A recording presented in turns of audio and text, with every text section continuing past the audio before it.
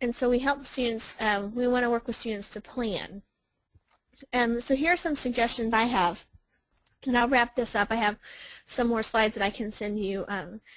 But these are some suggestions I have. One is to go through the financial aid process and see what it's like. See what your students are facing and understand the process a little bit better.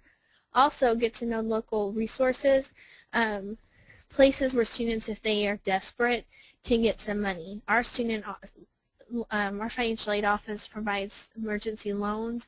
We also have social services agencies and even the food pantry. And then I also encourage my students to role play with me. Talk to me. How would you, when you're going in to talk to somebody about financial issues, how do you talk to that person? And we can kind of communicate with one another. And then I encourage my students to do a cost-benefit analysis. And I know that sounds kind of fancy and everything, but just look at those, in comparison to those graphs that we just talked about.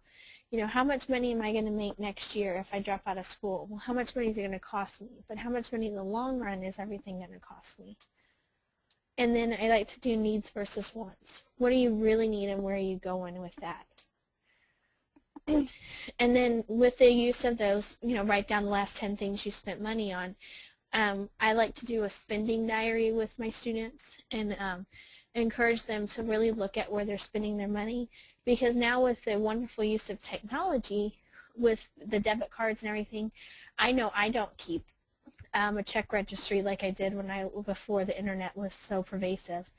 And so sometimes I have to stop and remember where I spent my money. And so it's really important for students to do the same thing. So here are these were just some of my ideas and some of my famous spenders.